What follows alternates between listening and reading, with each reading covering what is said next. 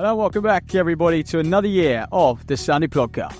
I'm Ollie Lum. And I'm Matt Seddon. Back in 2025 for our 5th season. You can expect more of this. He's claiming that he was ill before the semi-final, whatever. But, you know, I just feel like at that point he was just looking for attention. And some of this. Elio normally say, no human is limited. So I can't limit myself, or I can't just say I can do. As well as event coverage around all the major races on the UK circuit. And if you're a fan of the pod, please give us a rating and review on your preferred podcast streaming service. And if you want to stay up to date with all the latest news, give us a follow on Instagram at Sunday Podcast. As always, thanks for listening. See you next time. And we hope you enjoyed the episode. Hello and welcome back to another episode of the Sunday Podcast, brought to you guys by sportshoes.com. As always, Matt and I are back after our winter break. Well-earned rest, I think, mate. I'm all recharged. How you doing? Yeah, it was lovely, mate. Me too. I'm recharged. Had some lovely Christmas gifts. You could almost do. What did you get? Anything good? Well, you know, on Radio 1, when they do the sort of like guess your age, I don't know if you listen to Radio 1, but they like, you know, people say like they give some circumstances and they say like guess my age or whatever. You could almost do that with my Christmas gifts, I reckon. What I get? Toolbox, head torch. Like, yeah, how old does that make me? But I'm not 30 yet, so that's next month. But no, mate, yeah, I got an M&S food voucher. Unreal. Yeah. So you've spent that already, mate. I've got no doubts. Yeah, just going to get some posh picky bits. Yeah, would you get some honey roasted cashews? Yeah, a few sausage rolls. Well, yeah, didn't go too far to be fair in M&S, but no, mate, yeah, good to recharge. Not much running to soak up either, which was actually quite nice. There's a few races gone down, but nothing crazy. Yeah, I think the biggest one over the festive period, wasn't it? Was the New Year's Eve at Battersea, and some great times. To be fair, on that event, one great event. Fantastic races, you know, fast times were run as well on what was a pretty cold day, but crowd were good. It's just like the views after on YouTube. And I wonder like whether, you know, you just think those two races, I think the women's views on YouTube, the women's Battersea race is at about 90k, or was just there or thereabouts when I last checked. And I think the men's is maybe 40k, something like that. And to put that into context, like Liverpool Cross, 40k views on British Athletics TV, or Cardiff Cross on European Athletics, 15k views, or you know, even the European Cross, I know that was aired live, but even the European Cross on YouTube, the men's race and the women's races were about 30k, 35k views.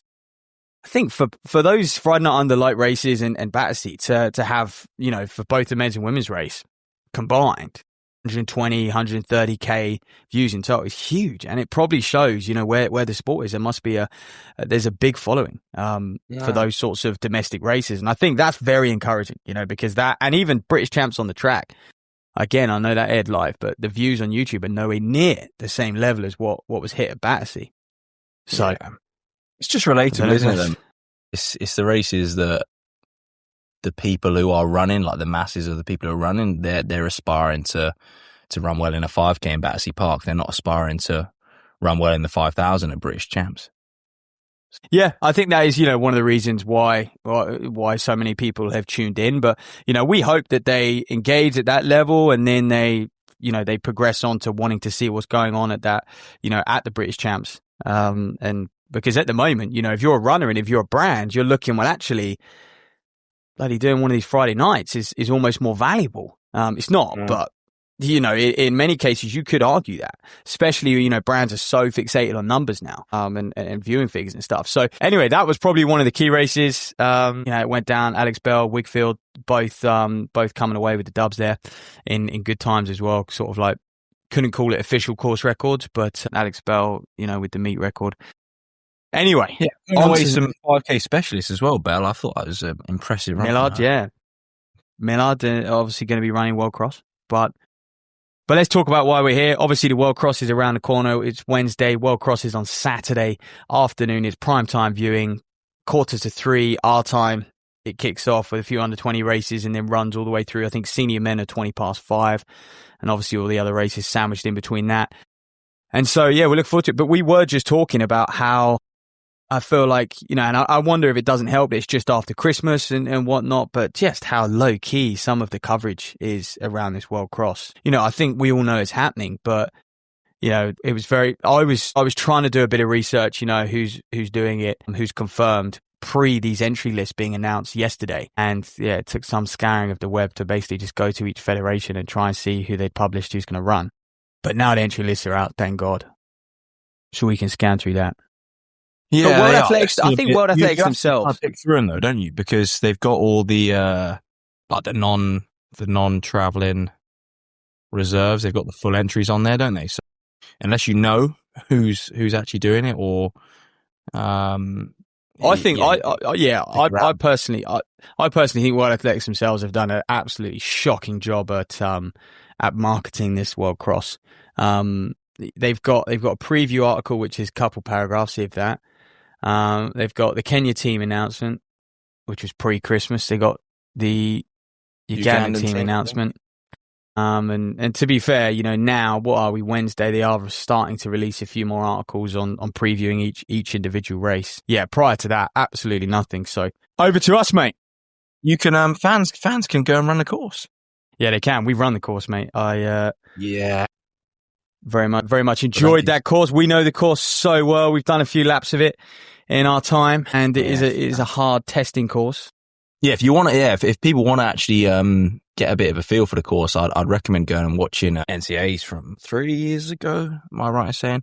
Is that when Cooper Tier blows up? Yeah, I think so. Passed out, and can't remember his name now. Who won it? Charles Hicks. Charles Hicks. There you go. Yeah. No, Connor Mance. Adrian Wildshoot was second. I don't think Hicks won it actually. I think Connor Mance won it. Was it Mance just before he graduated? Yeah. Yeah, Tallahassee, mate. Yeah, 2021, that one, post-COVID era. But yeah, there you go. Yeah, go watch that. Give that a watch and get a feel for how tough that course is. Yeah, I will just double check, mate. Who won that? Who took the dub? Oh yeah, Connor Mance, Wesley Kiptoo. Charles Hicks was fourth. I think Hicks won the following year, maybe. Adrian Wildshoot was sixth. He's obviously going to run it for. He was repping the FSU vest then. He's obviously going to run for South Africa this weekend. But yeah, obviously, watch that. You get a feel of the course. It's extremely firm in parts. They've put in a few gimmicks as they always do. There's logs, there's muddy bits, there's water. I've just done the classic World Cross stuff to look forward to. It's kind of long.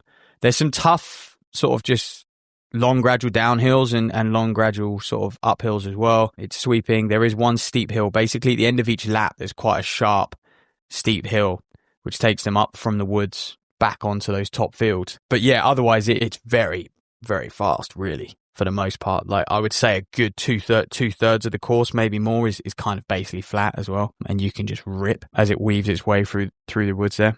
Yeah, like you say, apart from the big long drag, it's super fast. I don't know what the weather's actually like. I've not looked this time. Good point. Yeah, no, I expect it'll be pretty spot on for a 10K cross country. But let's remind people of the British team. Obviously, we got Rory Leonard, Jacob Can, Matt Ramsford, Dave Malarkey. There's your men's team. Women's team: Megan Keith, Phoebe Anderson, Verity Ockenden, and Poppy Tank. And in the relay, Cootie, Millard, Fogg, and India Weir. And obviously, it is it 2 years ago now, obviously, because the World Cross was 2020.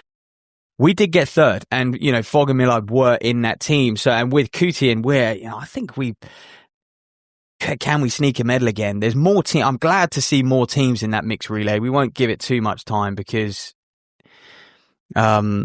it's just not the focus. But and also it's difficult. A lot of countries might have plugged in a team, but not really many recognisable names in there. So, but I think there's 15 teams. Yeah, 15 teams entered in the mixed relay, which is good. Do you remember a few years ago there was like 5 or 6? I was like, what?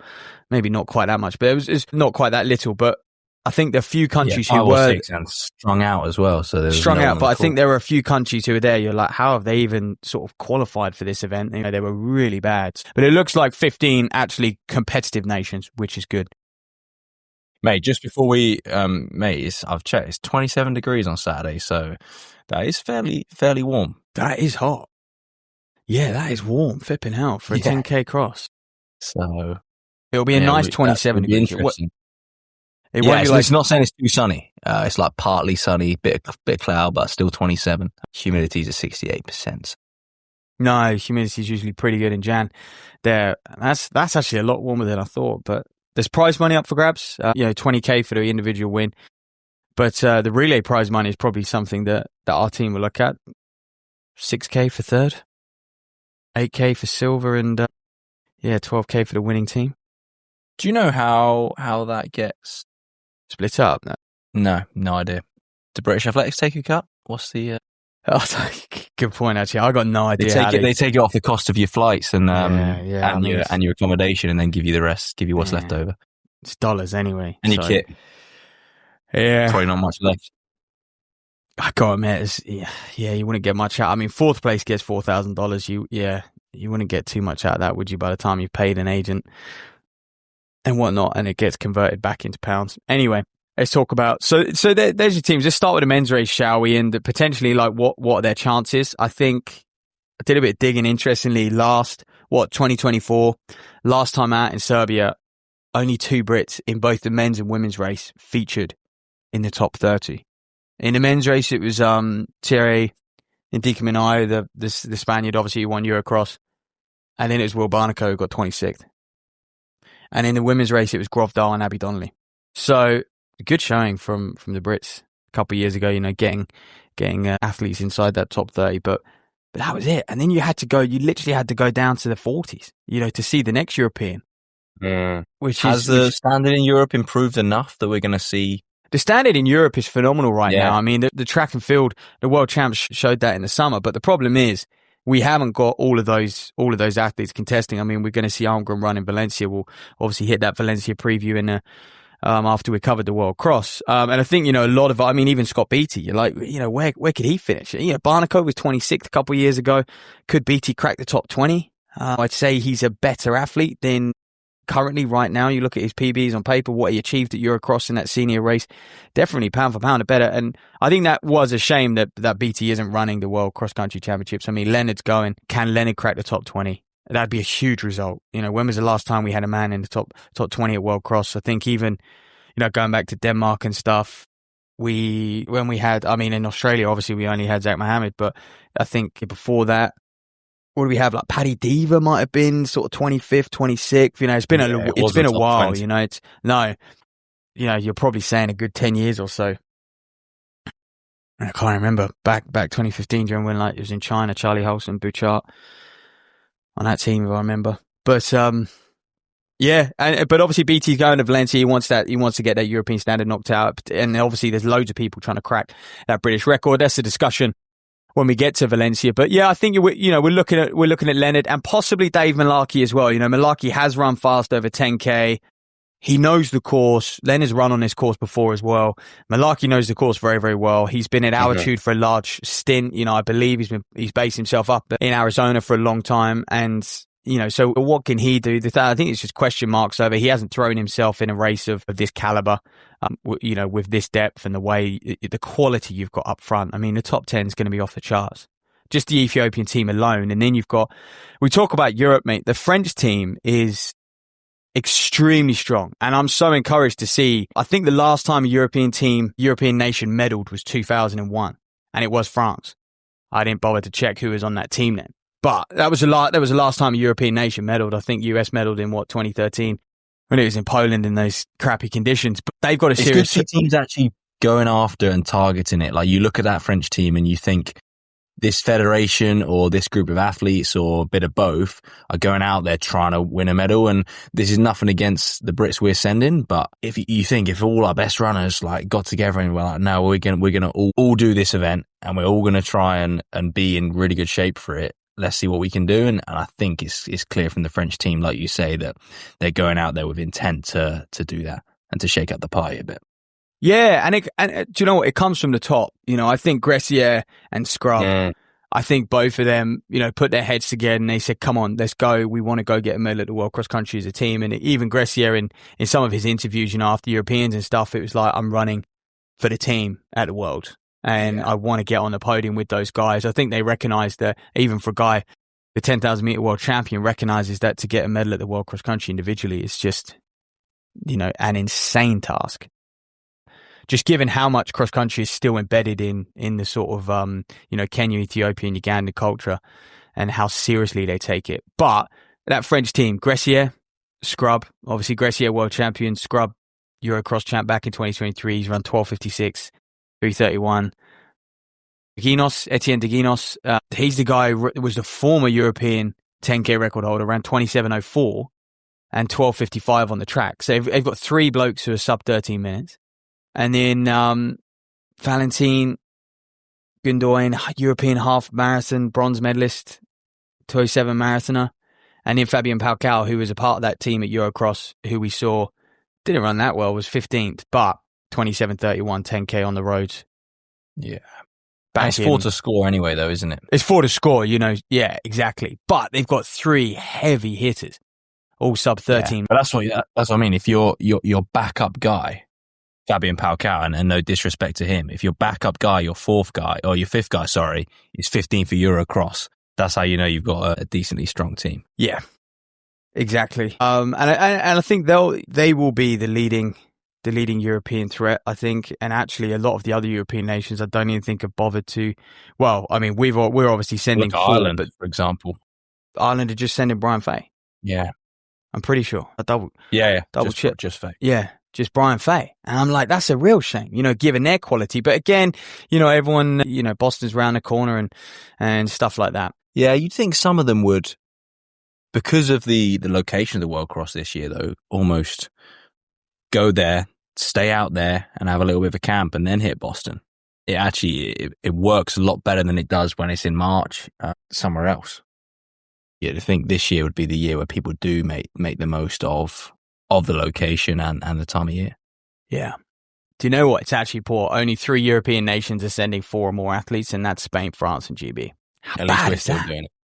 No, yeah, we are still doing it, which is great. But that is shocking. And I think, a country like Belgium, not sending anyone. Isaac Kameli, they've won a Eurocross before. Like, they're not sending anyone. Like, it's a real shame. To be fair, on the women's side, Belgium have a fantastic team. They obviously won the Eurocross as well. Yeah, I don't know why they're not, why these European nations aren't more supportive of the World Cross Country Championships.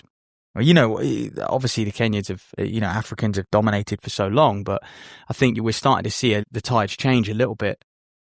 Well, like you said, look at the world champs and look at how strong the Europeans has become. And it's not even just European nations. It's like, it's nations outside of your Kenyas, your Ethiopias who are challenging for distance medals. And we're really seeing like a shift in that, even thinking like Canada, I've got Mohamed, the USA team is strong Very as strong. well. Australian team is pretty much as strong as they could field. Yeah. So yeah, it's not going to be, well, I say this, I still back in Kip Limo to take the win, but I think it's not going to be plain sailing. No.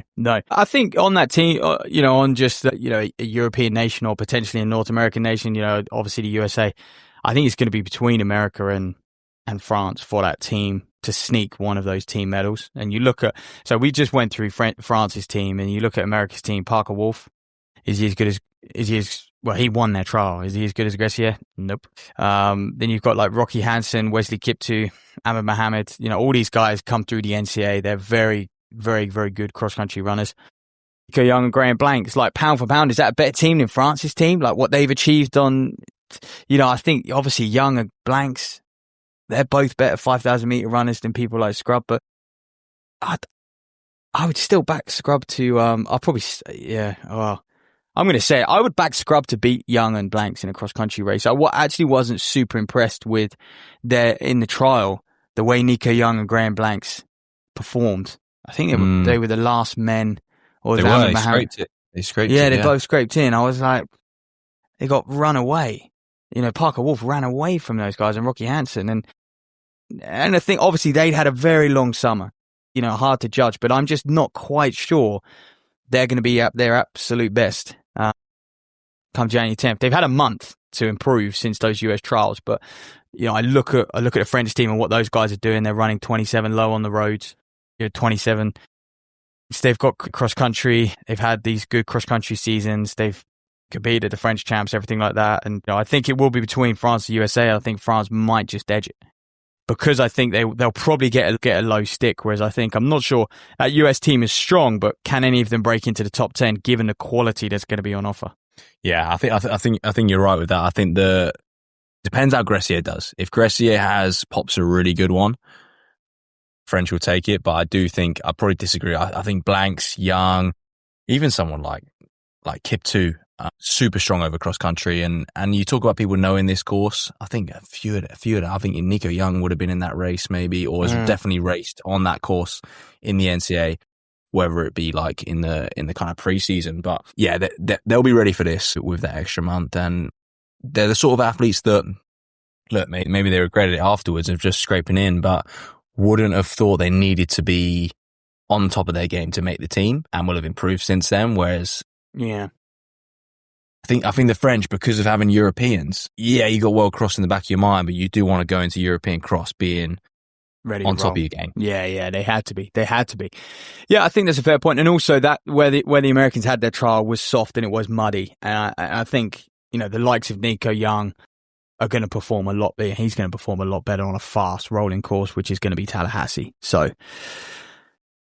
let's see how they roll. But I think that's an interesting team battle. And then, of course, let's get to the big guns in. Obviously, we've got Kiplimo returning to defend his title, winner in 23 and 24, who was second in 2023 and 2024, Aragawi. And part of me does want to see, Aragawi, I don't think he's ever won. He's never won a global medal. He's won a couple Diamond Leagues, but, unfortunately, the Olympics, he's come up short, silver and fourth, and world champs, he's always been, actually, I don't even think he's podiumed at a world champs and on the track. But obviously the World Cross Country silver last couple times out. I'm vouching for him. I want him to go there. I want to try and win. And the Ethiopians, just like Kiplimo, they have been preparing meticulously. Their trial was done and dusted early in November. They've had an 8-week, the way they structure it, they go into an 8-week training camp. And yeah, they're definitely going to look to win the team title. I think they're heavy favourites for the team title, but can they sweep the individual as well? So they've got Aragawi, they've got Mahari as well, that youngster, long loping youngster, was he a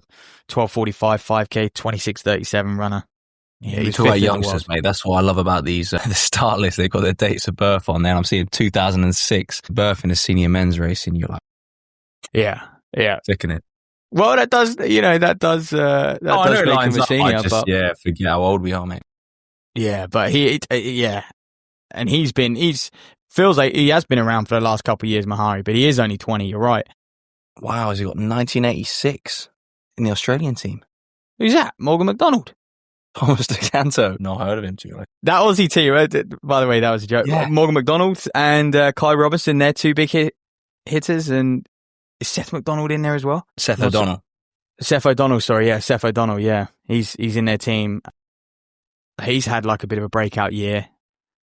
And what he wins Zatopek 10K as well, so he's probably one of their favourite. But Kai Robinson finished behind him and another Australian were sort of 20th last time, 20th and 21st. I think they were kind of your leading.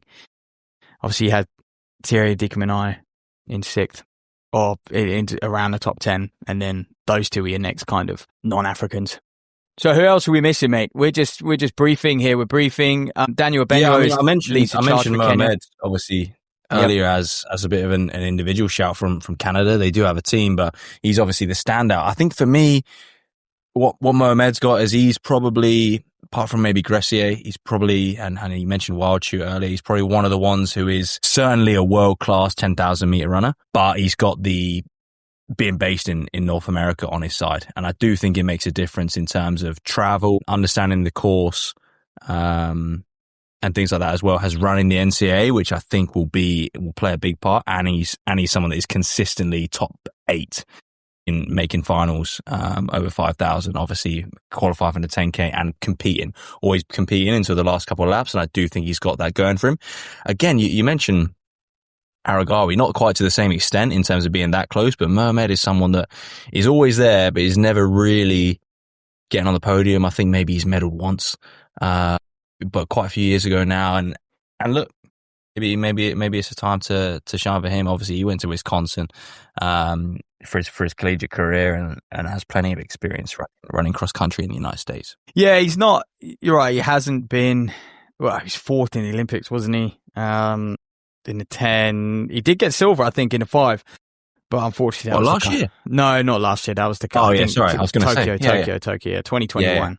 You know, so yeah, I think he is a little, for me, he's a little past his best. He's had a very underwhelming 2025. I mean, I think actually the only race he's done was the Canadian Cross. I think for a lot of athletes, this World Cross, you know, for people like Mohamed, is like, it's a bit of a bucket list. Like they need to tick that off. I don't know if he's done a World Cross before, but we certainly haven't seen him feature. You know, we've seen him feature on the track year after year at these major champs, but we know that, you know, when the Bowen was in their prime, they weren't that supportive of basically any other race except the World Championships or the Olympic Games or a time trial. So, I you know, for a lot of guys and girls, it's like, tick it off. You know, go and experience the World Cross Country Championships to see what you can do. But I don't think Mohamed is going to feature in this one. Yeah, I really can't see it. I'd be stunned off the back of like the last couple of years, the last year or so that he's had. But you're right, he is quality, and he has got that. He has got that experience. And then obviously the European champ, you know, he leads the Spanish team who probably have a small outside chance. You know, they've got a couple decent guys in there. But yeah, Nadika Minaya, Euro champ, he'll be looking to beat Grecia again, and he'll probably be looking to get on the podium and be one of the first Europeans to do so. So that's pretty much your men's. You know, the Ugandan team is obviously strong. I don't think anyone's gonna be able to fight off the Ethiopian team. Unfortunately, all of their seniors have been able to make their way to Tallahassee. The under-20s their visas have been rejected. So there'll be, I think there's 5 Ethiopian under-20s across the men's and women's race, when obviously they wanted to send 12. So they've had a lot of athletes and a lot of officials' visas rejected, unfortunately for them. And it is an issue, isn't it? You know, when you don't, like, I think it's a little bit easier to take for World Athletics, the fact that these aren't big names. You know, the big names have already got visas and they've been traveling around the world and stuff, you know, like the likes of Argawi and Mahari and, you know, those on the women's team as well. It's just not an issue. But could you imagine this happening in another sport? Athletes just not being able to go to the World Championships because of visa issues? Like, it's a bit of a cock up. But obviously it's all outside their power. I think with it being in the US, I think it's been a particularly difficult championship for it as well. I think, yeah, if they keep going somewhere else, perhaps it's not as difficult to obtain the right documentation and things.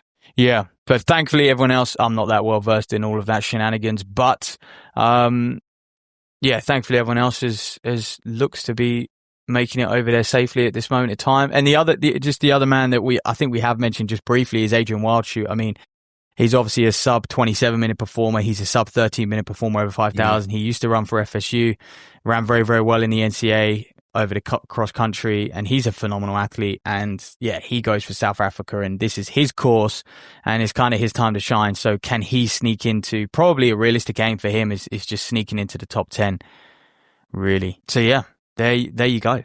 I guess that's your men's World Cross race. They're the big names. We're obviously missing a few because they're all in Valencia. But the women's race, let's move on over. Obviously on our side, mate, we've got the likes of Megan Keith, Phoebe Anderson, Ockenden, and Poppy Tank. Probably, you know, that is a strong team. And let's see with Megan Keith, you know, how much can she feature? You know, how you know, can she, we know that, I mean, the Kenyan team in previous years has been sickening. They got 1-4 last time out, didn't they? But Chebet's not doing it, so we'll have a new winner. But you know, I think Keith is looking at this. You know, she's very accomplished on the European level now over the country. Battlecletti won't be there at the World Cross Country Champs.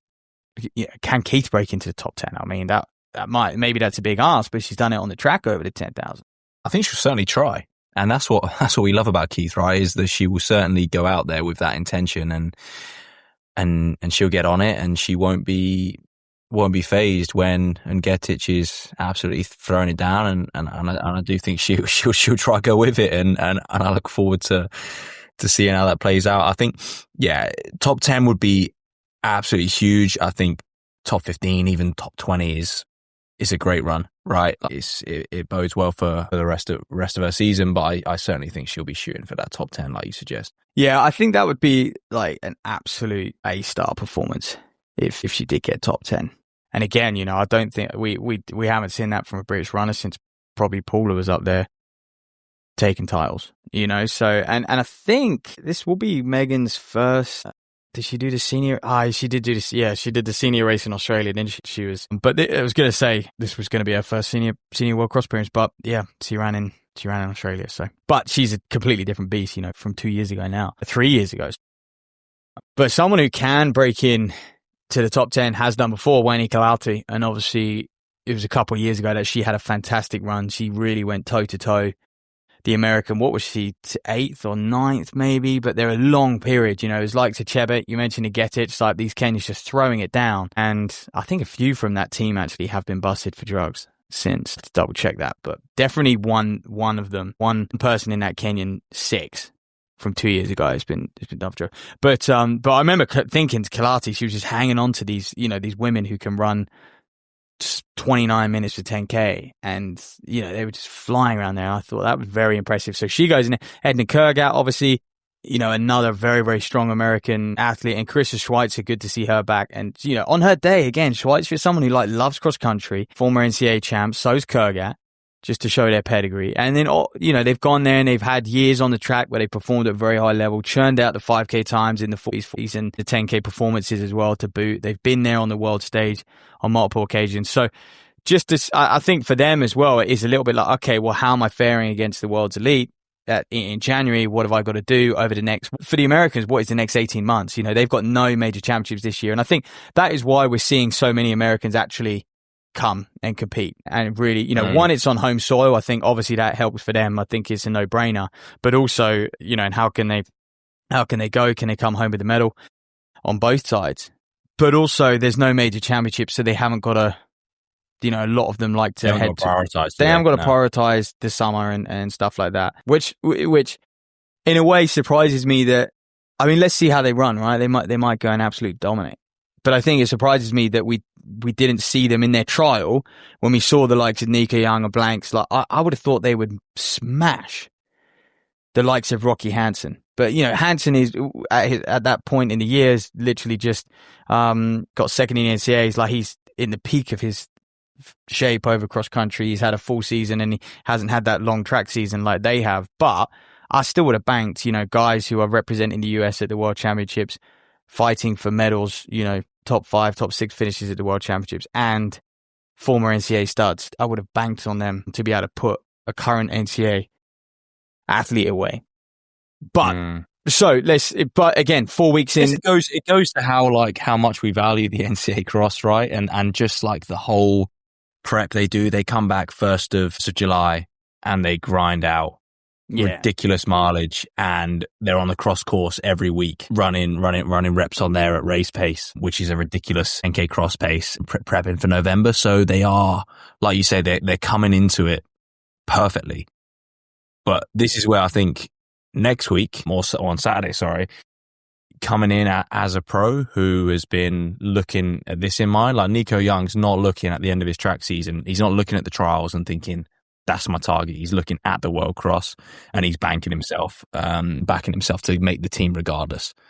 So I don't know. We will obviously see. The proof will be in the pudding, but I wouldn't bet against those American men and women, like as you mentioned. Yeah, particularly Wendy Kalati, obviously, like fantastic career in New Mexico. Schweizer, of course, like those two for me, big standouts on that US women's team.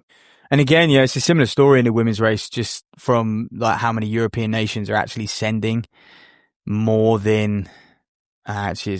I mean, France aren't even sending any women to bar in the mixed relay, which is poor. I think they're sending a couple under 20 men, obviously that men's team, and then obviously 2 women for the mixed relay, and that's it. But they're not sending any senior women. I mean, so actually, from a European standpoint, and this is why I think British athletics struggle to keep. This is why they're now only sending 4 people, because they look at the other European nations. They're like, well, no one else is bothering. Why should we? And so I think it affects us as well. The fact that none of these European nations get involved. I mean, Spain is sending 4, and Ferrero, who won the under-23 race, the Spaniard, Maria Ferrero, she'll be leading their lineup. She's definitely their strongest runner. And then obviously we've got 4 going out there. Ireland have 2, Niamh Allen and Everard, who Everard was top 10 at Eurocross, and that's it. I wonder how they decide. That's it for European nations. Surely is it at a point where they get like down the list of who they've got and people saying no, that they're like, nah, that's the cutoff. We're not taking, I don't know, we're not taking our 8th best cross country runner, or the athletes just all saying no. I really don't know. That is actually so bad. Yeah, literally. So only Europeans, there will be 10 Europeans at the World Cross Country Championships. I mean, there'll be 2 from Ireland, 4 from Britain, and 4 from Spain. I'm just scanning it again just to make sure. This is in a senior women's race. Oh, wait, there's a Dutch lady. Sorry. So that's 11. Just one sole Dutch lady who, Martu. Oh, and Sarah Lahti of Sweden. So 12, yeah. And again, just one sole Swede. So 12 Europeans in a field of over 100. I think there's 105 of them or something, which is bad. And you think about, the talent we have, Batticletti. I mean, Belgium won the team title at the Eurocross, and Van Lent just ran the European record for 10,000. She just ran 30-10, which I think McColgan's going to try and claim back potentially in Valencia. But yeah, I think that's a real shame. And, when we talk about it, no wonder there's only a couple breaking into the top 30. But let's see what our British women can do. And we do have a strong British team. Like I said, we're one of the best. Ockenden, Poppy Tank, Phoebe Anderson and Keith. And if Keith can get that low stick, that's going to put our women in a strong position. Can the likes of Anderson, Ockenden, Tank try and sit around that? It's going to be difficult. But, sort of a top 30 performance or a 30, getting in the 30s would be fantastic runs for, I think, all of them. Yeah, I mean, Donnelly last time out was pretty high up, wasn't she? And I think 19th. 19th in 2024. And I think these women they'd place themselves in and around Donnelly. So they're probably looking at that and thinking, okay, we can get close to that. We can, if Donnelly can come 19th and 24, we can come 25th or maybe even in the top 20, right? And I think that's all we need is just like consistently having people, one in the top 10, one in the top 20, a couple in the top 30, consistently every World Cross. And that's when you start to see the talent come down. And before you know it, you've got 4 in the top 20. Do you know what's difficult, I think, about the women's World Cross specifically as well? We talk about Europeans is it is 10K, and very few of them have any experience over 10K cross country. I mean, this is probably going to be a first for Anderson.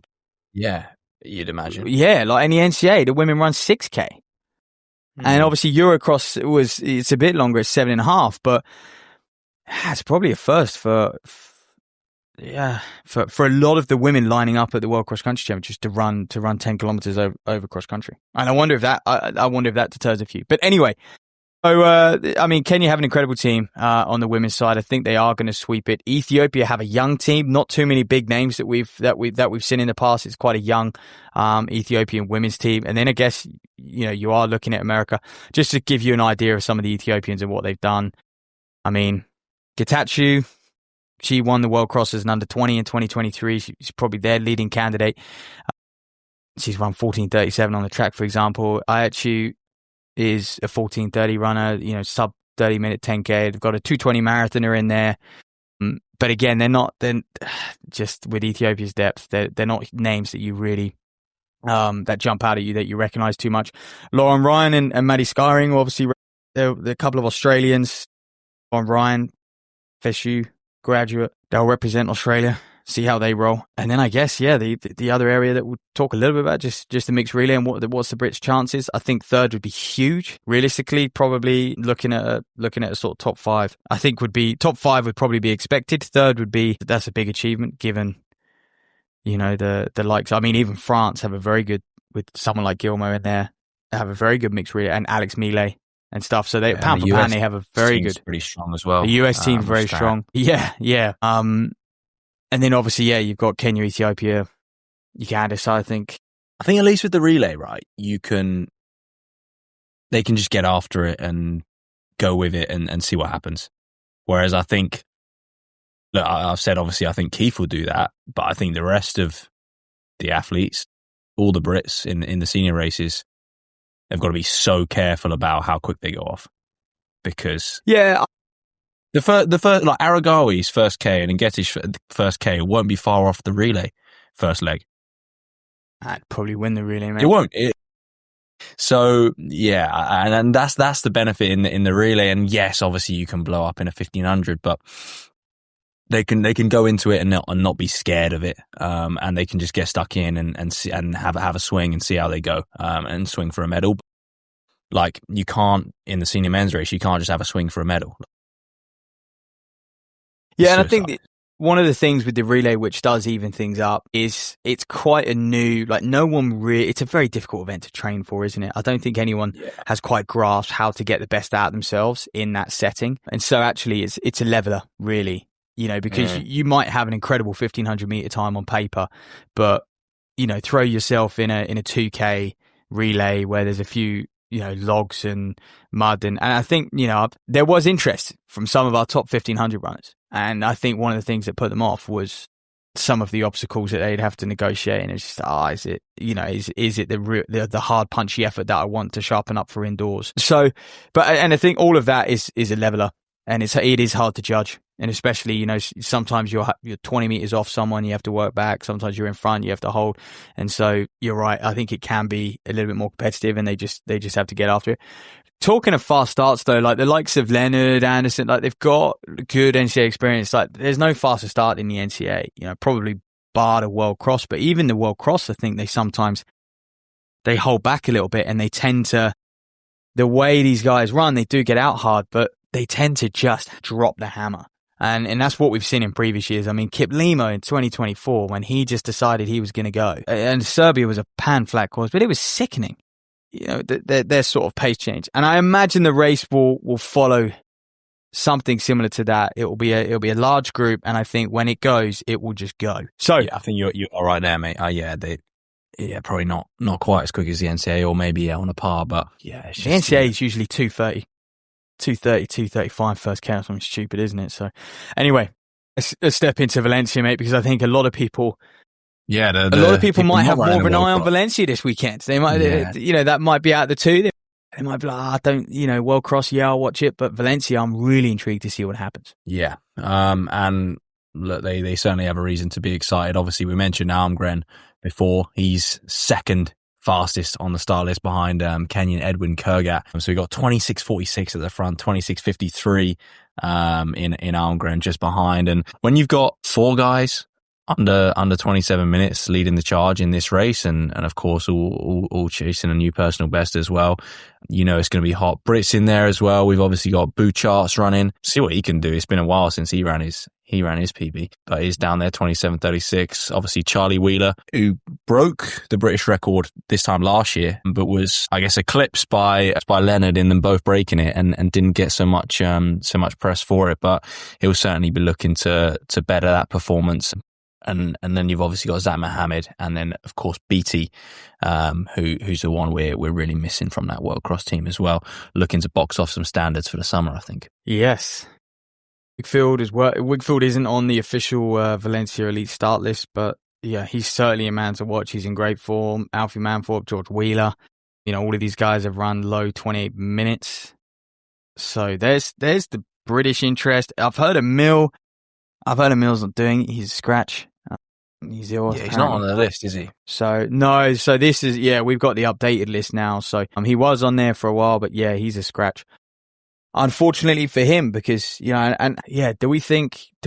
I mean, probably the man who has the best chance of attacking Rory's record is his training partner Scott Beattie. You'd think so after that Eurocross performance. You would.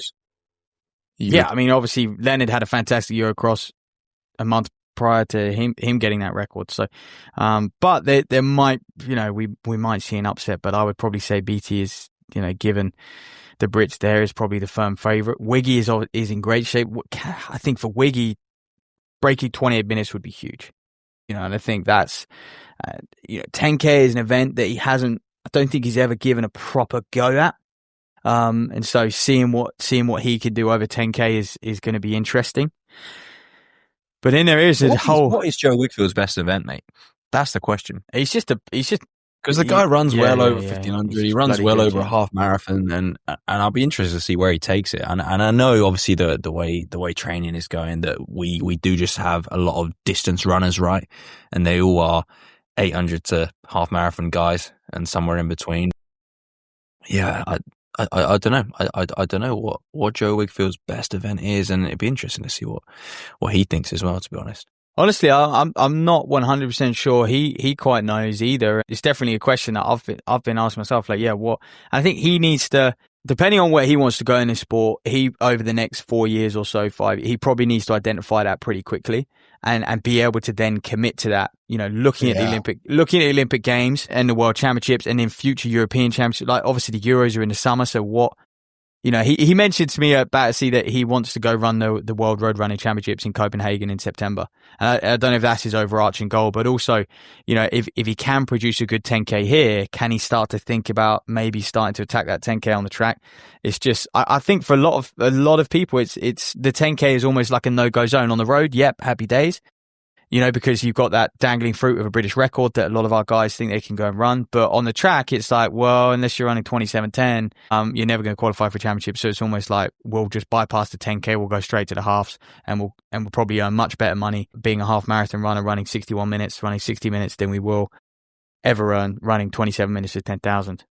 And that's the reality. So I think depending on how he goes, that will determine whether he pushes for the half marathon come the World Road Running Championships and we see him in Bath at that trial, or he might decide that actually the 10K he's got more to give. So I guess that's the, you know, they're the leading Brits. How many can we get sub 28? It's always going to be the question. But yeah, you mentioned Almgren. I don't know if you've seen his workout. He did 10 by K in about I think the average was 2:33, or he did a lot of them in 2:32. Started at 2:35. 10 by K off a minute on the indoor track. It was bloody impressive. And you're like, you know what? Operating at that level, like what can this man do on the roads? We know he ran 26:53 last year, and so, you know, he then went on to have a great summer. And I almost feel like I feel like this man could be the one who challenges Jakob. You know, we talk about Gressier, and we obviously Kimeli was fantastic, but I think Almgren this year, he could be looking at the European champion over 5,000, over 10,000. And I think if he stays healthy, that's going to be a big factor. And, you know, could he be taking Jakob on over a 5,000? Big ask, but Jakob's not the Jakob we used to know. I wonder how his preparations are going. I've not really. Yeah, I wonder how he's doing. Tracking too much. Yeah. Kind of forgot he was. Around. You do, mate. This is how fast the sport moves. You know, we're focused on the World Cross. He's not there, so why would we talk about him? We're focused on Valencia. He's not there. Why would we talk about him? You know, he will be back for sure. But yeah, I really like Almgren's progression. That session of his not quite as good as Bekele's. If you read Gabriel Selassie's autobiography, Bekele clips off. It's like when Bekele's just starting to surpass Gabriel Selassie, and they do 16 laps straight in, like, I think he started at 62s and works down to under 60. Obviously at 8,000 feet altitude in Ethiopia, it's just, when he did that, he knew he was ready for the World Championships in 03. But yeah, and then who else we got to look out for this? Well, you mentioned obviously the team of Cowboys. Ephraim Gidey's in there, I'm sure him and BT maybe working together a little bit as well. You mentioned Kimeli's in there as well. Habs is in there. Jesus. Yep. I mean, talk about France's team at the World Cross. I mean, France's runners here. Yeah, Azadine Habs, Simon Bedard, Badrani, Machow's in there. The younger Machow, Saeed Machow, who had a poor, you know, for a 27:48 guy, had a poor European cross. But Foppin's in there. Foppin's in there. Meyer's in there as well. Duma. Yeah, a couple Irishmen, Cormac Dalton. It's a very, I mean, is there 60? Yeah, Jack O'Leary off the back of that good Eurocross run as well. Yeah. There's 60 men sub 29 minutes on this elite list. Interesting. Women's race, big names. I mean, McColgan's third. What's about Eilish, don't we? I think that's the one is how she fares and what Eilish we're going to see, because Eilish has been the number one British runner for as long as a lot of us can remember, in like recent years anyway. But you look at those British women's marathon rankings, and there's a lot of women up there with her. And can Eilish have like another phase to her career? Like, she almost had that where she was running the steeple when she started out and was decent and was making teams, and then she had the period where she's gone longer and really dominated. Moving to the marathon now and more of the road stuff, can she have another period of domination, or have we seen the best of Eilish McColgan? You know, I think it's races like the weekend and over the next year or so that we'll really find out, coming off the back of that injury, because I don't think she can afford to have another injury in her career, like another big one that really sets her back. Yeah, I'd probably agree with that. I think although she is someone who's battled injury her whole career, and she's done exceptionally well doing so, and she's always got the best hours up, I think, you know, with Eilish, this definitely is a different era. She's attacking the roads. I think she's probably less about those ultimate performances at majors now, and she's much more about like, actually, I just need to get out there. I need to run fast, and you know, she's kind of done all those championships, and this is probably her building towards London Marathon, right? I mean, you know, she recognizes that if I'm going to run anywhere near 220, I've got to be in low 30-minute 10K shape or 30-30 shape, you know, in that ballpark now. And then, you know, you go into a marathon build and she's going to hopefully be in a place where she can run 220. So, I mean, she's in a good place, mate. You know, this is probably the best string of results she's had in a while. 15:15 for 5K pre-Christmas, and she obviously ran a decent 15K and a sub 70 half at Great North and stuff like that. So I think, you know, if she's leveled up from that 15, I think we can expect to see her run 30-30, you know, something like that, which would be, considering she's run, 13, I know she's run 30 flat on the track, but she's run sort of 30-15 or something, or 30-20 on the road. 30-19. 13-19, there you go. So if she can just get back to 30-30 shape or you know, 30-40 or something like that, I think that would be a great base for her to then kick on and show that she can go and run, you know, 220. Because, you know, it's only the fact that we've had some freaks like Ingetic run sub 29 minutes, that 30 minutes for a woman now is like, really? Like that? How can that be world class when someone's running a minute and a half faster? But it still is, you know, the amount of women who are able to run that. Saying that, we did see that Belgian Van Lent run 30-10 for 10,000. More women are now starting to really get down on this 30-minute mark. European days. Yeah, certainly. Yeah, mate. Someone else, obviously, from a British perspective, who's back is Sam Harrison. She'll be running, and really interested to see how she can do as well. And I think, again, someone who, if she pops a good one, could we see her get back towards her best this season? And I think in a European year, and like you mentioned, the World Road Running Champs at the end of the summer as well. There's plenty to shoot for and plenty to go after. Of course, Alex Bell's in there as well, like that great run on New Year's Eve. On New Year's Eve, Izzy Fry in there as well. No, obviously off the back of Eurocross and no World Cross for her. Abby Donnelly's in there. So lots of women who are in great shape and coming off the cross country season and wanting to get stuck in on the roads.